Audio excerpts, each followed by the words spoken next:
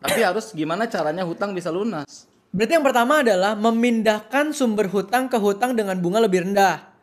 Nah, berarti kan gali lubang tutup lubang tuh.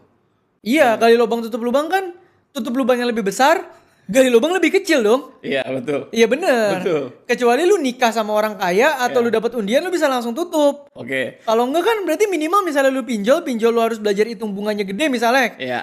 Ya lu ngutang kartu kredit bunga lebih kecil ya tutup dulu yang itu bayar kartu kredit dong. Kan Iya, logikanya benar. gitu. Jadi memindahkan hutang ke instrumen yang bunganya Dari ya ini kecil. kan kita ngomong dari kondisi nggak ideal dan tidak investasi. ideal nih. Iya, betul. Berarti dari hutang yang bunganya besar, Iya. pindahin ke yang bunganya kecil, Iya. atau pindahin yang kemungkinan tidak berbunga, Nah, yaitu ada menghancurkan relasi dengan orang terdekat.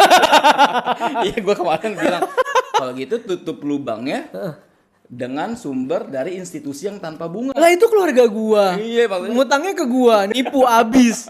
Duitnya habis. Sekarang gua blok-blokan kontak, tutup relasi tapi mungkin utang dia lunas. Iya sih, sama teman, sama orang tua, Iya. sama keluarga. Minjem. Ini udah nggak ada jalan keluar yang ideal ya. Iya, Maksudnya iya.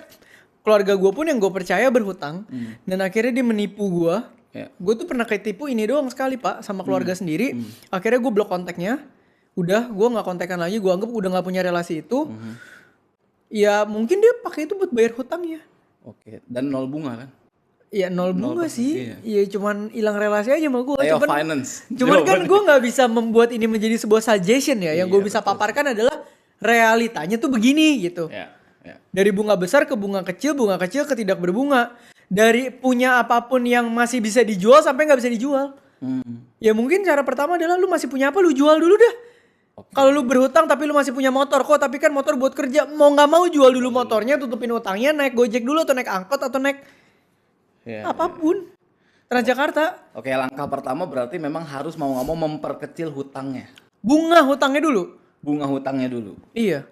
Setelah itu Memperkecil bunga hutang sama memperkecil hutang tuh dua hal yang beda loh. ya pokoknya kan, kalau hutang itu pokoknya kan. Iya, kalau kita ngomongin dari bunganya dulu berarti kita gaya lubang tutup lubang, lubang lebih besar tutup, gaya lubang lebih kecil. Ya. Dari yang instrumen kita pinjem bunganya gede, puter ke yang lebih kecil kan udah pasti kayak gitu dulu tuh. Ya. Ya. Yang kedua baru ngomongin kecilin pokok. Oke, yang kedua kecilin pokok. Gimana Kecilin caranya? pokok ini udah pasti kita ngomongin apa yang masih bisa dijual udah. Ya kita punya aset. Tapi jangan jual punya orang ya maksudnya jangan tiba-tiba barang mak lu jual gitu. Ya kalau mak lu kasih izin nggak apa-apa. Namanya nyolong. Iya. Karena dulu saudara nyokap gue kayak gitu. Oke. Iya. Omah gue tuh biarpun susah, kecil itu masih berusaha nabung sedikit-sedikit. Oke.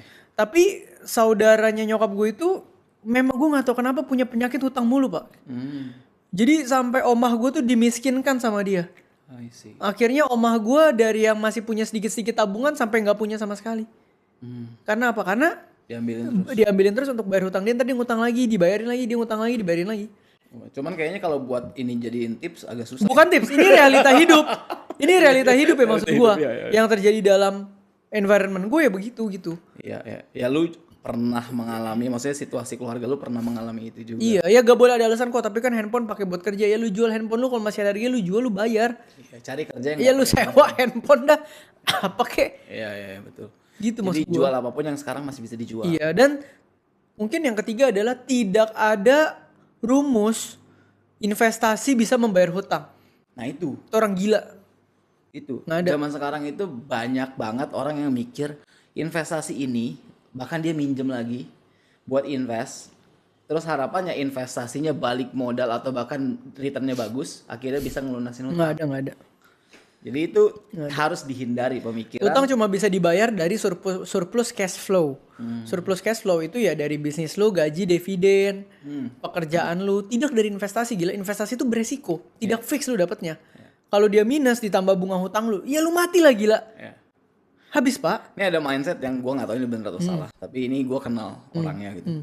Dia cenderung berhutang, terus punya duit cash itu tidak dipakai untuk melunasi hutangnya, tapi dia bilang buat muter dulu. Nah menurut lu gimana? Kalau pengusaha ngambil duit bank utang untuk muterin di usaha karena return di usahanya lebih tinggi, nggak ada masalah. Itu namanya pendanaan dari hutang. Kalau pengusaha Kalau pengusaha dan bisnisnya harus jalan. bisnisnya jalan. Karena kan pengusaha memang pendanaan dua kalau nggak equity debt. Ya. Kayak kita pasti maksimalin plafon bank, itu udah normal. Nah ini yang lu ngomong apa? Individu Individu berhutang. berhutang. Tapi utangnya nggak dilunasin. Betul, dan dia Buat pengen apa muterin. uangnya? Pengen diputerin. Puterin buat Nah, apa? gua nggak tahu dia puterin. Muter aja mungkin Investasi. investasi Wah, atau susah.